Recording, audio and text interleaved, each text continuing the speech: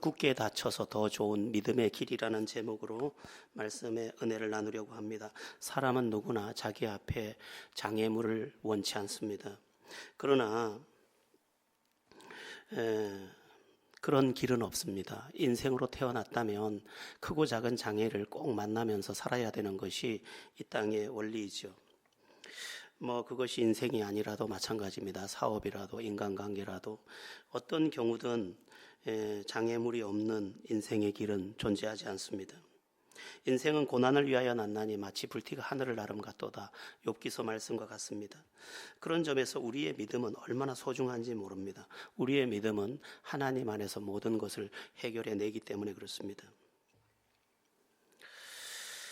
믿음 안에 있으면 풍랑이 잠을 자는 경우가 참 많습니다. 우선 내 자신이 풍랑을 일으키지 않기 때문에 닥치는 풍랑을 많이 해결할 수 있습니다. 세상 사람들을 보세요. 스스로 풍랑을 얼마나 많이 만들면서 사는지 모릅니다. 부부간에도 서로 사랑하고 존중하니까 믿음의 사람은 스스로 만든 풍랑이 별반 없습니다. 정직하고 진실하니 스스로 만든 풍랑이 믿음의 사람에게 별반 없습니다. 또 원망 없이 감사하며 사니까 스스로 만든 풍랑이 별반 없습니다. 누구 붙들고 쓸데없는 시비나 또는 다툼을 하지 않으니 스스로 만든 풍랑이 없습니다. 어떤 문제가 생기면 할 수 있는 대로 덮어서 해결하기 때문에 쉬이 문제를 만나지도 않습니다. 하나님을 믿는 동안에 내 안에 이루어진 좋은 변화가 스스로 만드는 풍랑을 다 잠재워 버립니다. 그래서 크리스천의 삶은 이렇게 굴곡이 좀 작은 삶이라고 할 수 있고 평안한 삶이라고 할 수 있고, 그래서 영적으로 성숙하면 고요함과 은혜와 찬송이 깃드는 삶이라고 할 수 있습니다. 그래서 믿음을 전인적이라고 합니다. 우리가 믿었더니 여기도 구원, 저기도 구원, 삶의 구원, 마음의 구원, 생각의 구원, 모든 영역에서 하나님의 건져주심을 내가 보게 되는 것입니다. 그럼에도 불구하고 우리 앞에는 가끔씩 우리가 해결하지 못할 태산 같은 문제가 닥치기도 합니다. 이것은 도무지 내가 해결할 수 없는 문제 같은, 나를 질식시킬 것 같은 그런 문제가 닥쳐올 수 있습니다. 오늘 본문의 여리고 성과 같은 문제죠.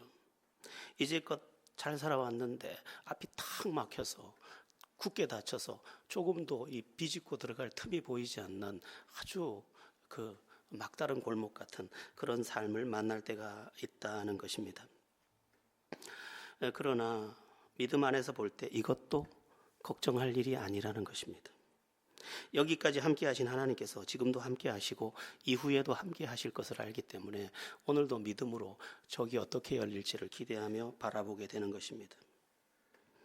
믿음의 혜택은 주님을 만난 그날부터 영원까지입니다. 심지어 과거까지 다 고쳐주시니까 하나님의 은혜는 영원부터 영원까지라고 해야 합니다. 하나님의 은혜를 실제적으로 내 안에서 경험하기 시작하면 하나님이 만지지 않은 부분이 하나도 없습니다. 그래서 옛 상처까지 다 고쳐주시기 때문에 나의 우울했던 것도 다 치유가 되는 기적을 만나게 되는 것이죠. 그러니까 지금 이 순간에도 하나님은 나와 함께 계시고 이후에도 하나님이 함께 계실 것이고, 죽을 때 숨이 꼴깍 넘어갈 때도 그때도 함께 계실 것이고, 죽은 후에도 주님이 내 곁에 계실 것입니다. 신비한 것은 성경 전체를 볼 때 하나님의 은혜는 오히려 어려움이 클수록 더욱 넘쳤다는 사실을 알게 됩니다. 그러니까 문제가 크니까 하나님의 은혜가 더 크더라는 것입니다. 이것은 우리가 오늘 주목하고 또 주목해야 할 부분인데, 기가 막힐 문제, 사람이 감당할 수 없는 문제가 오히려 더 큰 하나님의 그 은총을 몰고 오더라는 것입니다. 우리가 늘 이야기하는 요셉 이야기 보십시오. 형들에게 노예로 팔려갔습니다. 기가 막힌 이야기죠. 어떻게 하소연도 할 데 없어요. 끝장난 인생이죠. 그러나 하나님의 기적은 그때 더 크게 일어났습니다. 그러니까 또 애굽에서는 이집트의 노예로 팔려가서는 또 감옥으로 들어가지만 이렇게 억울하고 이렇게 이집트에 자기가 아는 사람이 단 한 사람도 없는데 감옥에, 그것도 아무 죄도 없이 확 지하에 집어넣었으니 어떻게 하겠습니까? 기가 막힌 문제를 만났지만 사실 그때 하나님의 기적은 실제로 시작되었습니다. 여러분, 길이 막혔다고 무조건 나쁜 게 아닙니다. 믿음으로 똑바로 보면 그것이 오히려 하나님의 위대한 일을 이루는 기회가 됩니다. 우리에게 믿음만 있다면 충분히 고난을 감당할 수 있을 뿐만 아니라 그 어려운 문제를 통해서 하나님이 놀랍게 일하시는 것을 오히려 보게 된다는 것입니다. 이것은 출애굽기 전반에 걸쳐서 나타나는 하나님의 말씀이기도 합니다. 이스라엘 백성들이 이집트에서 종살이할 때 하나님께서 모세를 보내서 그들을 건져내려고 하는데 큰 장애물이 있었습니다. 신이라고 불리는 파라오 황제, 성경에는 바로라고 나왔는데 이 바로 황제가 이스라엘을 놓아주지 않는 겁니다. 어떤 수단과 방법을 써도 놓아주지 않는 겁니다. 이 바로 황제를 이길 방법이 없습니다. 도무지 이 길을 뚫고 나갈 방법이 없습니다. 고대 이집트 왕국, 지금의 피라미드 스핑크스를 보십시오. 거기를 어떻게 벗어나겠습니까? 노예들의 신분으로. 그런데 그때부터 하나님께서 역사하셨습니다. 그때부터 하나님께서 역사하시는데 10번의 재앙, 피, 개구리, 이, 파리, 가축, 독종, 우박, 메뚜기, 흑암, 장자, 10재앙을 내려서 10번의 기적을 가지고 다 꺼내내십니다. 그런데 이스라엘 앞에 또 뭐가 딱 닥쳐옵니까? 빠져나왔는데 바다가 앞을 가로막고 있습니다. 바다는 인간이 건널 수 있는 곳이 아니지 않습니까? 그러나 너무 큰 문제는 하나님이 더 크게 역사해서 바다를 아예 갈라서, 그 홍해 바다는 왜 홍해 바다냐면 밑에, 바다 밑에 진흙이 있어서 진흙 물이 올라와서 물을 벌겋게 만드니까 홍해인데, 그 진흙을 차라리 동풍을 불려서 그냥 싹 갈라서 포장도로를 만들어서 더 크게 그 길을 열어버리신 거죠. 홍해를 건넜더니 또 건너면 또 좋은 길이 나오면 얼마나 좋겠습니까? 광야가 나타나요. 광야는 사람이 살 수 있는 땅이 아니지 않습니까? 그리고 양식을 구할 수 없는 곳이 아닙니까? 그래서 광야에 들어갔더니 이제 길이 없다 싶었더니 하나님께서 하늘에서 만나라는 양식을 이제 내리시는 거예요. 그래서 하늘 양식을 경험하는 계기가 돼버린 것이죠. 또 사흘길을 걸어갔는데 이제 마실 물이 없어요. 마라라는 곳에 도착했는데 물이 보여서 물을 먹으려고 물을 펐더니 이번에는 쓴 물이에요. 먹을 수가 없어. 하나님을 원망할 때쯤 하나님께서 나뭇가지를 명해서 던지라 해서 던졌더니 물이 달아진지라 물을 다 또, 그래서 물이 없어서 또 하나님의 기적의 물을 마시게 됐습니다. 그렇게 길을 가다가 또 누구를 만납니까? 공격하는 아말렉 군대를 만납니다. 이스라엘은 군사훈련을 한 번도 해본 적이 없어요. 큰일이 났습니다. 이게 전멸될 위기입니다. 그런데 그때 하나님께서 더 큰 은혜로 다가와서 모세가 손을 들면 이스라엘이 이기고 모세가 손을 내리면 아말렉이 이기더니, 그래서 하나님께 기도하면 하나님이 승리를 어떤 경우도 준다는 것을 또 배우게 하십니다. 또 가다가 뭐를 만납니까? 헤스본과 또한 바산 그 국가의 왕들을 만나는데 길을 가지 못하게 하는 겁니다. 그런데 바산 왕국, 헤스본 왕국은 요단 동편에서 굉장히 강력한 군주로서 거대한 왕국을 형성하고 있었습니다. 고대 왕국으로는 제법 큰 나라인데 이걸 어떻게 뚫고 나갈까? 태산 같은 문제가 닥쳤는데 오히려 하나님께서는 바산 왕, 헤스본 왕 그를 물리쳐서 그 땅을 아예 이스라엘에게 선물로 줘버렸습니다. 그래서 요단 동편이 이스라엘 12지파 가운데 2지파 반이 차지하는 거점이 되기도 했습니다. 또 길을 가는데 이번에는 요단강이 앞을 가로막고 있습니다. 그런데 요단강이 계절마다 다른데 이스라엘이 도착했을 때는 강이 범람하는 시기인 거예요. 저 헐몬산에서 눈이 녹으면서 갈릴리를 넘쳐서 이제 요단강 둑을 넘는 거죠. 그러니까 건널 수 없는, 인간이 어쩔 수 없는, 발을 디디면 안 되는, 저 코앞에 하나님 약속한 땅을 보고도 들어가지 못할 그 지경인데 큰일이다 싶었지만 하나님께서는 그때 발을 순종해서 발을 딱 딛자 물을 딱 잘라서 막아놓고 그 물이 아르논까지 차서 쫙 차 올라가게 만들고, 댐을 막은 것도 아닌데 하나님께서 친히 이상한 방법으로 막으셔서 물이 한 방울도 이스라엘이 건너는 곳으로 침범치 못하게 막아놓고 이스라엘이 다 건너간 뒤에 12도를 취해서 길갈이라는 곳에 기념비를 딱 세워놓을 때까지 세워놓고 제사장이 마지막 발을 딱 띄어서 육지에 올릴 때 강이 다시 흘렀습니다. 이스라엘이 그동안 걸어온 길마다 그냥 태산 같은 문제, 인간이 해결하지 못할 그 엄청난 문제가 계속 반복됐지만 그 문제는 도리어 하나님을 경험하는 기회가 되고 그 어려움의 문제는 도리어 믿음을 강화시키며 하나님이 우리와 함께 한다는 수많은 증거들만 제공했습니다. 그러니까 어려운 문제가 없었으면, 평탄한 길이었으면 하나님을 경험하지 못했을 그 생애의 길에서 어려운 문제 때문에 오히려 하나님의 살아계심을 진짜 보게 되는 그런 은혜를 이스라엘 전체가 경험하게 되었다는 것입니다. 그래서 제가 오늘 제목을 굳게 닫혀서 더 좋은 믿음의 길, 안 닫혔으면 알지 못할, 하나님 살아계심을 알지 못했을 그 일을 굳게 닫혔기 때문에 경험하는 그런 시간이었다는 것입니다. 오늘 본문의 여리고 사건도 똑같습니다. 그들이 이제 요단강을 건너서 여리고 성 앞에 섰는데 보니까 이 성은 도저히 인간의 힘으로 뚫고 갈 수 없는 성이에요. 제가 몇 년 전에 중국 남경성에 갈 일이 있어서 남경성에 도착을 했습니다. 그런데 그 성벽을 보고 너무 놀랐습니다. 이 성벽은요, 우리나라 성벽은 이 울타리고, 이 성벽은요, 제가 그 높이를 이렇게 쳐다봤을 때 한 50m가 넘어요, 성벽이.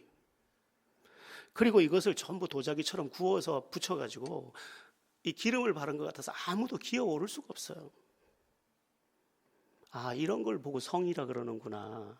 하긴 중국 관광객이 우리나라에서 제일 유명한 절이 어디냐고 물어서 불국사라 그랬더니 불국사를 구경하고 나오면서 이렇게 얘기하더라는 거예요.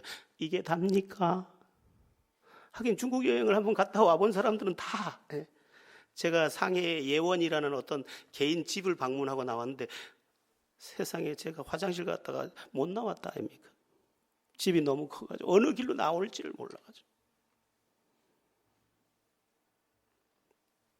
그런데 그렇게 성벽이 쳐다봐도 이건 인간이 이거를 무너뜨릴 수 없는 성이 얼마나 견고하게 세워놨는지. 그러니까 이스라엘은 여기까지 왔는데 여기서 절망해야 되는 그런 극한 상황을 만났습니다. 그런데 하나님께서 방법을 주셨습니다. 매일 한 번씩 이 성을 돌고 7째 날에 7번 돌아라. 네가 내 말을 믿고 내게 순종하면 이 성이 어떻게 되는지 보게 될 것이다. 여러분, 하나님이 어려운 것을 지시한 게 아닙니다. 네가 믿고 내게 순종하면 네 앞에 있는 장애물이 네 앞에 기적이 될 거야. 그렇게 말씀하신 것입니다. 제가 제 인생을 가끔씩 돌아봅니다. 마치 산길을 올라가다 뒤를 돌아보고 이렇게 말하는 것처럼 봅니다. 아니, 저 가파른 길을 어떻게 올라왔지? 그것처럼 제 생애도 너무너무 가파르고 너무너무 절벽 같은 상황을 많이 만나면서 여기까지 왔습니다. 그런데 지나놓고 보니까 똑같은 출애굽 여정과는 그 규모가 다르지만 그때는 거대한 장애물이고 그것 때문에 숨도 못 쉬고 잠도 못 잘 만큼 어려웠지만 지나고 보니까 그게 다 하나님을 경험하게 하는 계기들이 다 됐다는 것입니다. 그래서 안 돼서 더 좋은 내 믿음의 여정이 된 것입니다. 만약 그때 순탄했더라면, 그때 내가 돈이 없을 때 내 육신의 아버지가 돈이 많아서 돈을 다 줄 수 있었다면, 그때 내가 너무너무 어려웠을 때 누군가가 그걸 진짜 도와줄 수 있었다면 정말 좋겠다고 생각을 했지만 아무도 없고 아무도 도움이 안 될 그때라서 오히려 하나님을 붙잡았고 하나님 살아계신 증거를 더 크게 보여주셨다는 것입니다. 언제나 그렇습니다. 사람이 할 수 없는, 사람이 넘을 수 없는 절대절명의 순간이 우리에게 올 때 그것은 오히려 하나님의 기적을 부르는 시작이 된다는 것을 믿으시기 바랍니다. 다만 믿느냐 안 믿느냐, 이것을 실제로 믿고 그 내 믿음을 가지고 그 하나님을 의지하느냐 안 하느냐, 그분이 나에게 뭐라고 말씀하는지 듣고자 하느냐 안 하느냐, 그분을 의지해서 기도하느냐 하지 않느냐, 이 문제가 있을 뿐이지, 그분을 실제로 붙잡는다면 그분이 실제로 살아계시기 때문에 실제로 살아계신 그분께서 실제로 일하시는 역사를 보게 될 것입니다. 주님은 저에게 가끔 이렇게 물었습니다. 이것을 믿느냐? 네가 기도할 때 이 일이 이루어질 수 있다는 것을 네가 진짜 믿느냐? 너 그 일 나한테 맡길 수 있겠느냐라고 저한테 자주 물으셨습니다. 저는 지금도 그 질문을 계속 받고 있습니다. 절대절명의 순간이 오면 그 질문을 꼭 합니다, 나는. 그리고 하나님의 질문을 내게 적용해 봅니다. 나를 믿니 지금도? 내가 지금도 하면 될 줄로 넌 믿니? 나한테 맡길 수 있겠어? 내가 책임질 수 있다는 것을 너가 신뢰할 수 있겠어? 라고 질문할 때 나는 네라고 말하면서 죽으면 죽으리이다 이렇게 말하기도 합니다. 어떤 청년 목회를 하시던, 지금은 조금 어려움도 겪고 그런 분인데, 그분 설교 제목을 보고 제가 한번 깜짝 놀란 적이 있습니다. 설교 제목이 뭐냐면 죽을래 기도할래. 설교 제목이에요. 죽을래 기도할래. 저는 그 설교 제목을 딱 보고 와, 이거 진짜 강하네. 이거 진짜 강한 설교 제목이네. 죽을래 기도할래. 그래서 그 설교 제목을 내게 적용하기로 했습니다.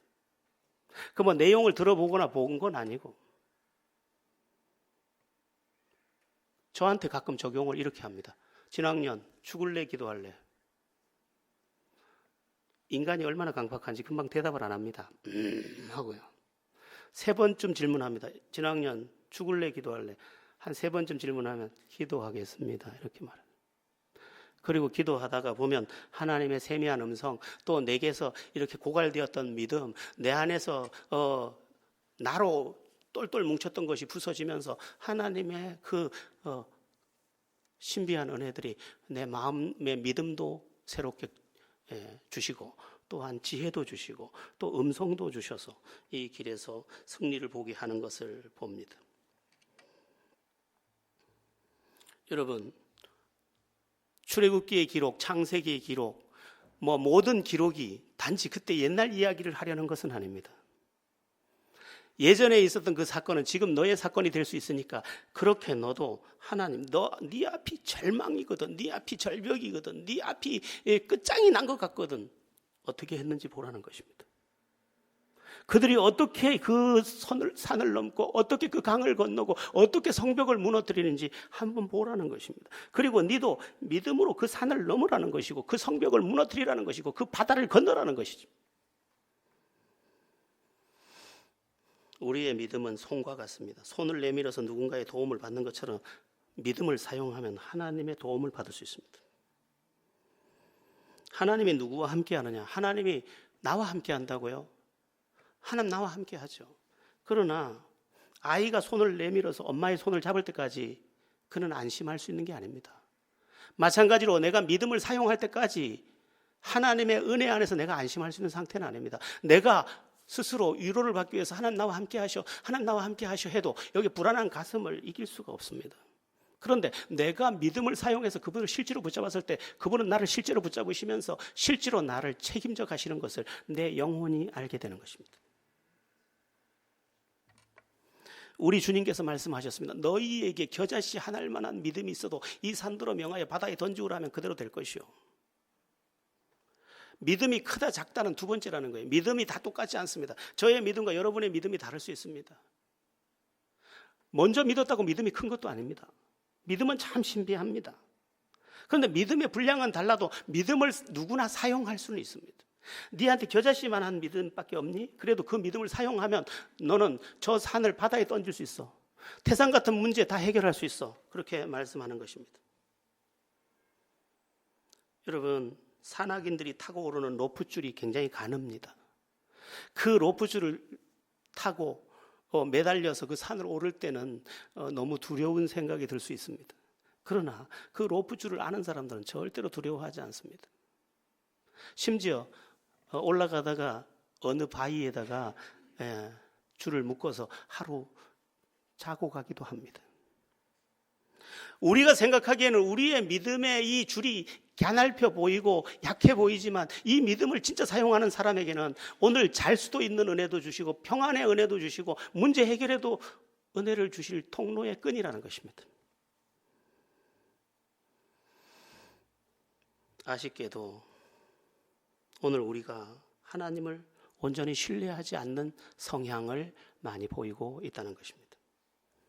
믿음으로 사는 듯 하는데 실제로 그 사람이 그 믿음으로 하나님을 의지하는 가라고 물었을 때 하나님을 잘 의지하지 않습니다. 우리 중에 하나님을 의지할 줄 아는 사람이 그렇게 많지 않습니다. 하나님을 의지할 줄 아는 사람은 큰 문제가 올 때 긴장하지만 영적인 기대를 가집니다. 하나님이 이번에 어떻게 하실까? 왜? 바다를 건너봤거든. 광야에서 하늘 양식을 먹어봤거든. 반석에서 생수를 마셔봤거든. 하나님의 승리를 경험했거든. 그 믿음을 적용하면서 오늘이라는 시간에 거룩한 기대를 가지는 것입니다. 여러분, 사람에게는 불가능한 일이 많습니다. 우리가 못하는 거 너무 많아요. 우리 고향에 이런 노래도 있었어요. 물고기 이름에 여러 가지 물고기 이름인데 그거는 누구나 낚시질을 하면 낚을 수 있지만 저 여인의 마음은 낚을 수가 없어라. 우리 그런 노래를 불렀어요. 에? 저 여자는 어떤 여자냐면 우리가 이렇게 놀리던 여자인데 정신이 약간 오락가락 해가지고요. 조금 전에 웃다가 조금 있다가 돌 던지고 이러니까 그 여인의 마음은 얻을 수가 없어라. 뭐 이런 이야기였어요. 우리 인생에 우리가 하지 못할 일들은 너무 많아요. 저 사람의 마음도 내가 못 가지고 저 문제도 해결할 수 없어요. 인간은 한계적 존재이기 때문에 우리가 하지 못하는 일은 너무 많아요. 운동은 내가 하지만 생명은 하나님이 주셔야 되는 거예요. 그런데 하나님에게 불가능한 건 없어요. 그 사실이 우리에게 위로가 되고 오늘도 소망이 되는 거죠. 잠을 자면서도 전능하신 하나님이 계시기 때문에 그분을 바라보며 오늘도 기대하는 것이죠. 다니엘의 세 친구 사드락과 메삭과 아벳느고가 이런 말을 하는 장면이 나옵니다.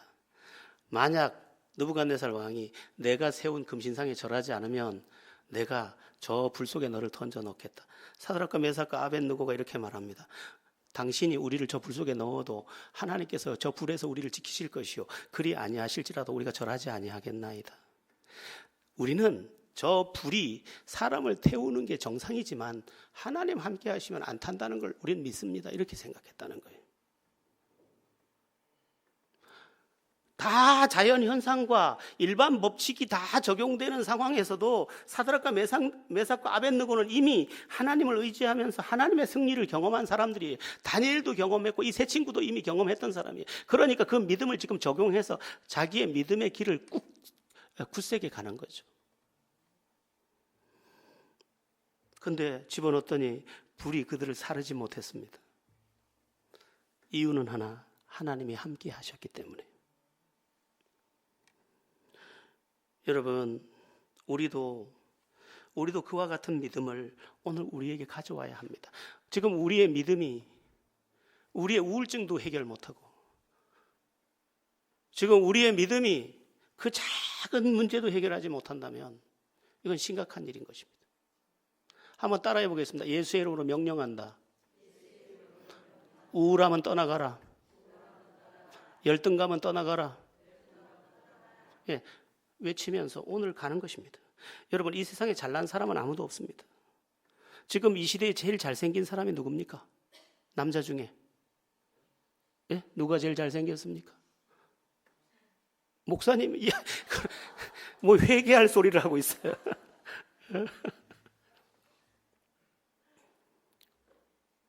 지난번 생일 때 여러 가지 인사를 누가 하는데 우리 조세라 집사님 1등 했어요. 얼굴도 잘생기고 마음도 잘생긴 우리 목사님 일어나더라고요. 참 이뻐요. 밥 두 그릇 드세요 오늘.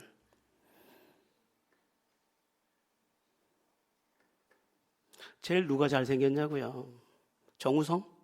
괜찮죠? 그냥 그 정도면. 정우성이 삼시세끼 하러 정선에 갔어요. 가가지고 염정아가 얘기했어요. 오빠는 키도 크고 잘생기고 인기도 있고 너무 좋겠다니까. 나는 자신감이 없어.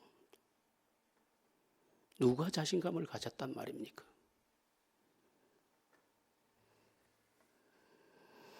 우리 모두는 다 부족함을 여전히 갖고 있는 존재예요. 그래서 나를 의지하면 열등감에 빠지거나 실망하거나 낙심하거나 넘어질 수밖에 없지만, 완전하신 하나님을 의지하는 자는 내가 부족해도 완전하신 하나님 안에서 승리를 보게 될 줄로 믿습니다. 특별히 제가 굳게 닫혀서 더 좋은 믿음의 길이라고 했는데, 우리 앞이 굳게 닫혔을 때 우리는 그것을 통과하면서 많은 것을 얻게 됩니다. 우리가 잘 아는 설교의 이야기 중에 천잡나비가 그 누에 고치를 빠져나올 때 너무 힘들게 나오는 모습이 안 돼서 칼 끝으로 넓혀줬더니 나오기는 쉽게 나오는데 나와서 날지를 못하더라 그러잖아요. 그렇습니다. 우리가 이 환란의 그 좁은 터널을 한번 빠져나오고 나면 창공을 나는 믿음의 거인이 되는 것입니다. 그래서 내 앞을 가로막는 아주 심각한 문제, 큰일 났다, 큰일 났어, 진짜 큰일 났다, 진짜 큰일 났어. 그때가 오히려 우리가 하늘 날개를 다는 시간이라는 것입니다. 이스라엘 백성들이 여리고 사건을 통해서 뭘 배웠을까요? 하나님을 믿고 하나님께 순종하면 모든 문제는 열린다, 이걸 배우게 됐겠죠. 우리도 힘겨운 날에 이것을 배워야 됩니다. 믿었더니, 순종했더니 하나님께서 이 굳게 닫힌 것들을 그냥 여는 게 아니라 무너뜨려 버리시네. 그냥 초토화시켜서. 실제로 기원전 1400년 여리고성이 무너졌던 해가 BC 1400년입니다. 출애굽은 1440년에 했습니다. 40년 광야 생활하고 1400년에 여리고를 함락시키는데, 이 지층을, 지금의 그 사마리아 지역이 여리고성이니까 그 지층을 그 고고학자들이 가서 지층 조사를 했더니 불에 탄 층이 쫙 나오다. 주저앉으면서 불이 나면서 한 번에 무너지니까 지층이 그대로 있다는 거예요. 그리고 거기에 토판이 나왔는데 히브리인들이 올라오고 있다. 서로 토판을 가지고, 종이가 없으니까 토판으로 서신을 주고받은 것들이 출토되고 있습니다. 그냥 이야기가 아닌 거예요. 단번에 주저앉은 거예요. 우리는 불안한 시대를 살고 있습니다. 징검다리에서 아빠가 서서 걱정하지 마, 아빠가 안아줄게, 아빠가 건너게 해줄게, 손을 내밀어도 그 손을 못 붙잡고 아이가 아니야 나 싫어 무서워 하는 아이처럼, 오늘 하나님께서 우리에게 손을 내밀고 이리 와, 괜찮아, 내가 건너게 할 거야. 그래도 손을 내밀지 못하고 믿음을 사용하지 못해서 하는 가여운 우리가 오늘의 우리라는 것입니다.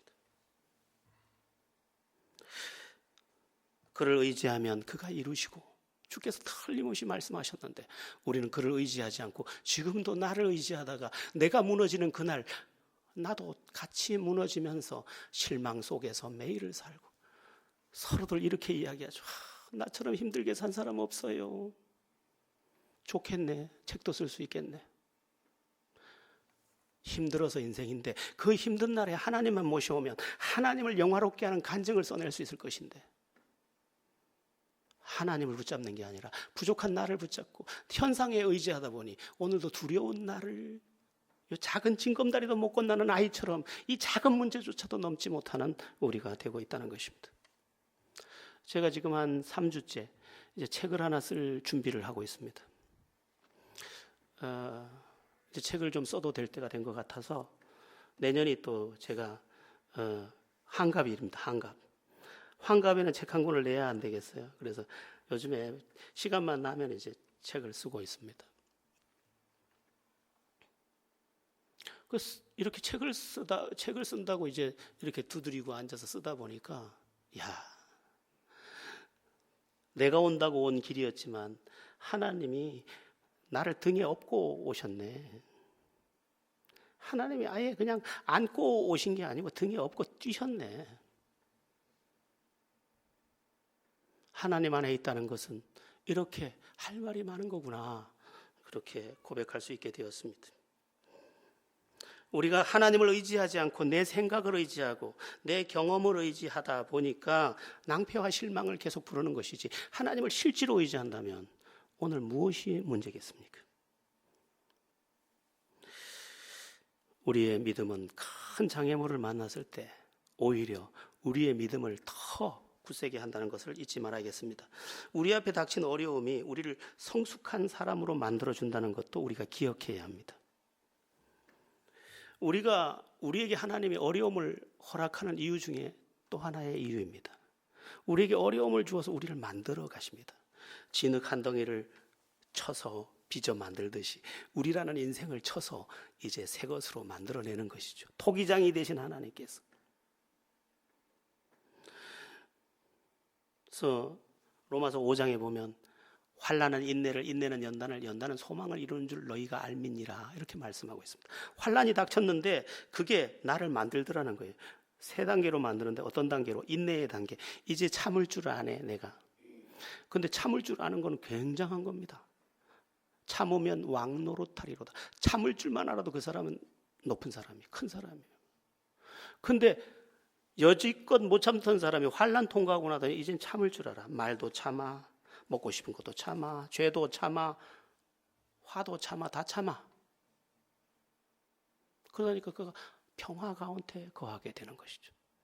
그 다음에 안 됐는데 또 환난은 인내를, 인내는 연단을. 연단이라는 말은 단련이라는 말인데, 내 안에 있던 불순물이 금을 만들 때 불 속에다 집어넣어서 찌꺼기를 다 제거해서 순금을 만들듯이 그 환난을 통과하는 동안 내 안에 있던 찌기가 다 제거되는 거죠. 불순물, 이기심, 또 원망, 불평, 상처, 쓴뿌리, 이게 다 빠져나가는 거예요. 그 성품의 고요함이 오면서 삶의 고요가 함께 오는 것이죠. 그리고 존경받을 만한 사람이 되는 거죠.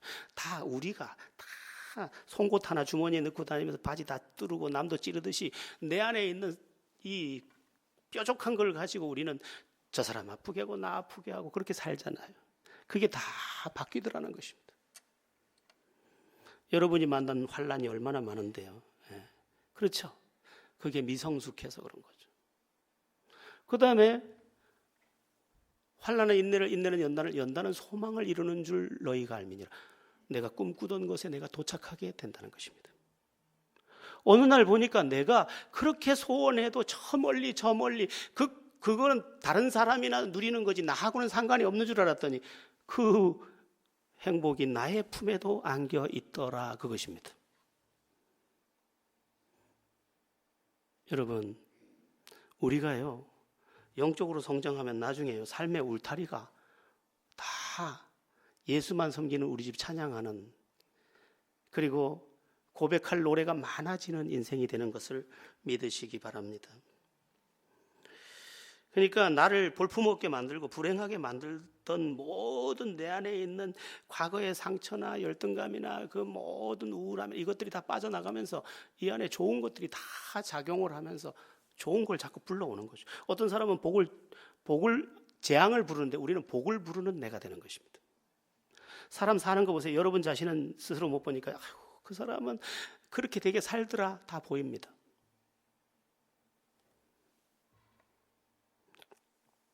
독수리는 자기 새끼가 하늘의 제왕이 되기를 원합니다.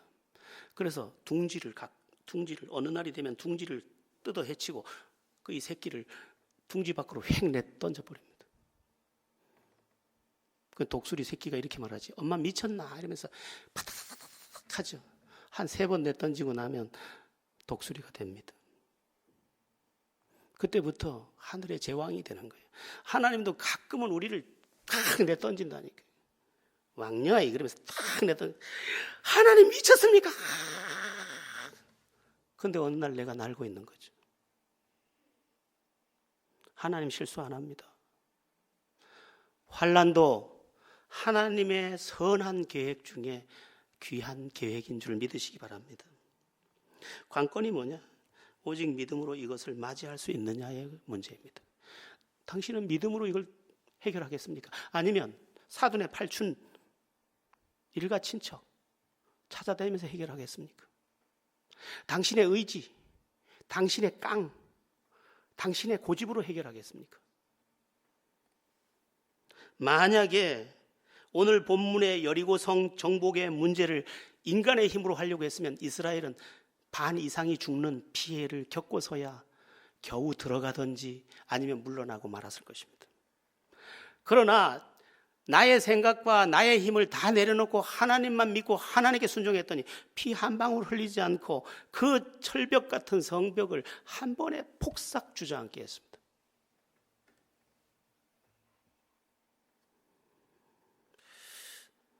어제 새벽 기도 시간에 철새에 대한 이야기들이 그때 먹이가 한참 무성할 때 어떻게 알고 갈까 이게 새들이.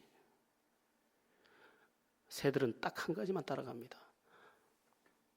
창조주 하나님이 주신 지각을 따라서 그리고 그 본능의 자극을 순종하면 날다 보니까 거기 가니까 먹이가 그냥 지천이야.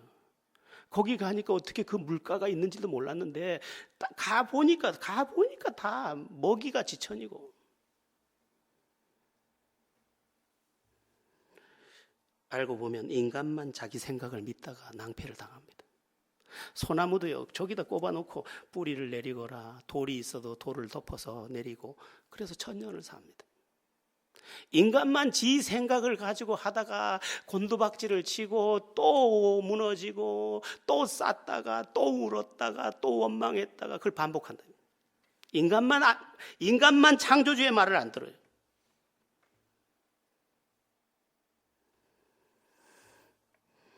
오스왈드 챔버스라고 굉장히 유명한 분인데 그분이 이런 말을 이렇게 쪽지처럼 남겨놓았더라고요. 우리가 쓰러지는 이유는 우리의 관심이 하나님께 있지 않고 자신의 의로움을 보이려는 데 있기 때문이다. 하나님을 의지하지 않고 자기 자신을 의지하기 때문이다. 하나님을 진짜 의지하면 하나님의 놀라운 일하심을 보게 될 것인데 오늘 우리가 나 자신을 나타내려고 하거나 나 자신을 의지하다가 계속해서 곤두박질을 친다는 것입니다. 오늘 결론은 한 가지입니다. 하나님을 믿는 그 믿음이 모든 걸 이긴다는 것입니다. 이게 믿어지는 것, 그리고 이거에 믿어져서 이것을 실제로 내 인생에서 사용하는 것, 그게 우리의 과제 중에 과제인 것입니다. 누가 그러더라고요. 나 같으면 기도하겠다. 어떤 애를 낳지 못하는 자매가 있었대요. 그 교회에. 근데 애 낳는 게 기도 제목이야 늘. 그런데 그 교회는 특별 새벽 기도를 딱 봄에 한 번 하는데 봄에만 와서 기도하고 그 다음부터는 안 온다는 거예요. 그러면 이제 봄에 기도해서 임신이 안 되면 다음 봄에 또 와서 할 거라는 거죠. 그래서 그 목사님이 하는 말이 나 같으면 임신할 때까지 하겠다. 나 같으면 기도하겠다. 한번 해보겠습니다. 여러분 임신할 수 없는 분이지만 한번 해볼게요. 나 같으면 기도하겠다. 그럼요. 나 같으면 기도하겠다. 여러분, 믿음은 공허한 이야기가 아닙니다. 하나님이 살아계신 것이 사실이 아니라면 우리의 믿음이 다 공허한 이야기가 되겠지만 그분이 살아계시고 그분이 우리 앞에서 일하시고 문제가 크면 클수록 더 크게 역사하시는 그분이 우리의 하나님이시기 때문에 오늘도 그분을 진짜 붙잡아야 하고 간절히 붙잡아야 하고 실제로 의지해야 하고 그런 가운데 굳게 닫혀서 더 좋은 승리의 길을 우리가 만나보아야 하는 것입니다. 믿음 안에서 꼭 더 굳센 믿음 안에서 꼭 꽁꽁 닫힌 여러분의 인생을 활짝 열어내는 은혜가 있기를 예수의 이름으로 축원합니다.